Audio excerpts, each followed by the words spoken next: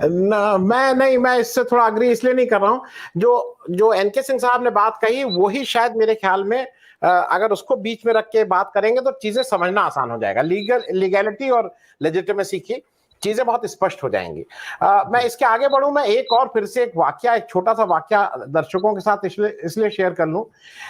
जैसे एनके सिंह साहब ने एक अरुण जेटली साहब का बताया कि किसी का फोन आया था कि इनको टीम में रख लो।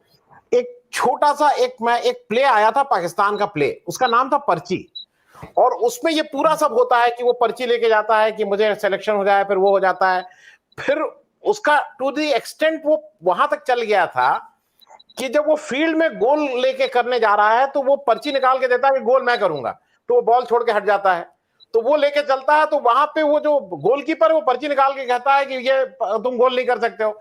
तो पर्ची की पराकाष्ठा वो हो गई थी। तो शायद जो हम लोग परिवारवाद या लेजिटिमेसी और लीगैलिटी की बात कर रहे हैं, तो लीगली तो सब कुछ ठीक है। लीगली तो आज की तारीख में no one killed Sohrabuddin, no one killed justice Loya, लेकिन लेजिटिमेट है क्या?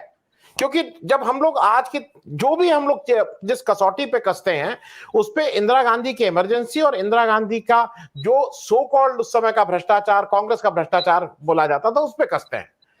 लेकिन आप ये बताइए, इंदिरा गांधी ने अगर इमरजेंसी के समय संसद का सत्र बढ़ाया तो उसको लेजिटिमेट फिर से बाद में करने के लिए उन्होंने फिर इलेक्शन भी तो किया। उनको समझ में आया कि लीगली तो वो ठीक नहीं, लेकिन शायद वो मैंडेट उनको उस समय नहीं मिला, 80वां मैंडेट मिला, वो लेजिटिमेसी उनको फिर वापस मिली।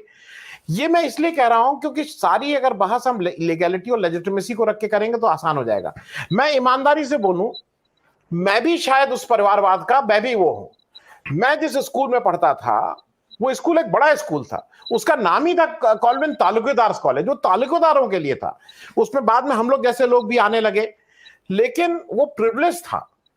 आज आप मतलब आपके शो पे मैं बता दूं, मालूम नहीं आप सब लोगों को पता होगा, दिल्ली के पास सोनीपत की यूनिवर्सिटी है। आपको सुन के ताज्जुब होगा, बीए ऑनर्स का, ये गूगल करके खुद खोल लीजिए। बीए ऑनर्स 4 वर्ष के कोर्स का जो केवल ट्यूशन फीस है वो करीब 55 से 60 लाख रुपया है। 55 से 60 लाख रुपया। और मैं बड़ी यूनिवर्सिटी में पढ़ा हूं भाई, मैंने 15 रुपए महीने में पढ़ा, और मैं कोई कंपेयर नहीं कर रहा हूं।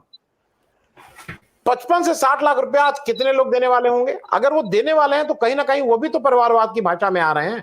तो अगर उनका परिवारवाद नहीं है क्योंकि वो लीगली वो पैसा दे रहे हैं, तो लेकिन इज इट लेजिटिमेट? कम से कम हमारे समय एक चीज तो थी कि एग्जामिनेशन का पैटर्न एक था, एक बोर्ड था, मतलब बोर्ड ज्यादा नहीं थे। अब तो इतने तमाम बोर्ड आ गए, कौन सा किस बोर्ड से दे रहा है। एक तो बात ये रही। दूसरी बात जो मुझे लगता है कि परिवारवाद का एक जो जो नेटवर्किंग भी इससे रिलेटेड है। और कांग्रेस को बार बार हम लोग जब इशारा करते हैं और उंगली दिखाते हैं, चाहे मोदी जी दिखाएं चाहे कोई दिखाए, और उसको ये मान लिया जाता है कि कांग्रेस ही इसकी मतलब की तरफ उंगली दिखाई जा रही है। तो ये भी सच है, ये भी सच है कि आज उत्तर प्रदेश में परिवारवादी था ना।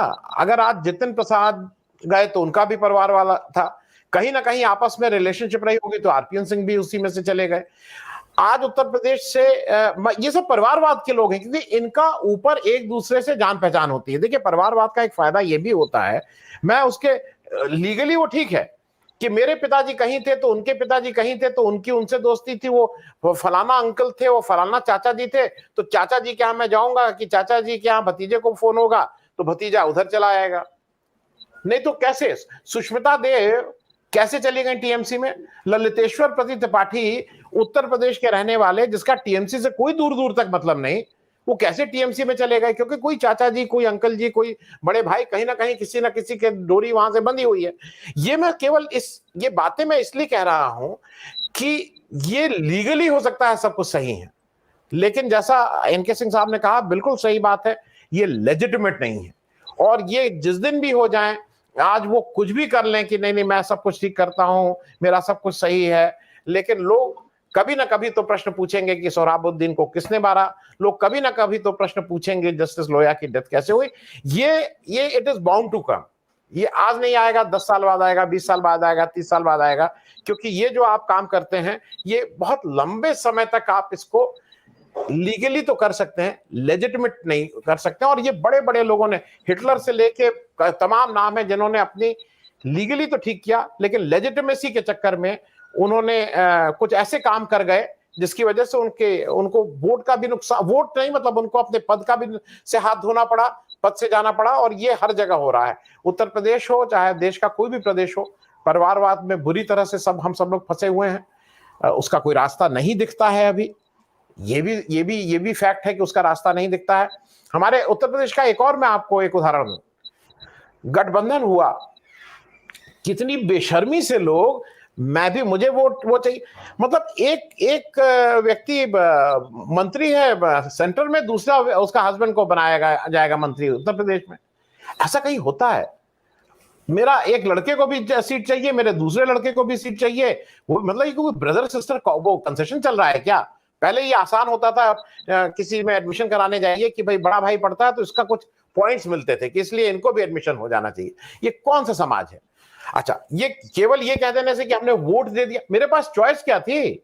मेरे पास, जैसा इन्होंने कहा, मेरे पास शहाबुद्दीन और उसके अलावा कोई चॉइस ही नहीं थी भाई, क्योंकि आपने टिकट ही ऐसे लोगों को दिया। तो मेरी वो चॉइस लिमिटेड है, और उस लिमिटेड चॉइस में जनता को मैं बिल्कुल दोषी नहीं मानता हूं। इसलिए नहीं दोषी मानता हूं कि मेरे पास चॉइस नहीं रहती है, लेकिन ये जो सिस्टम, जिस तरह की डेमोक्रेसी को हम लोग बार बार कहते हैं largest democracy of the world, उसका हम लोग डेमोक्रेसी का इन ट्रू स्पिरिट लेजिटिमेटली तो माहौल जरूर उड़ा रहे हैं।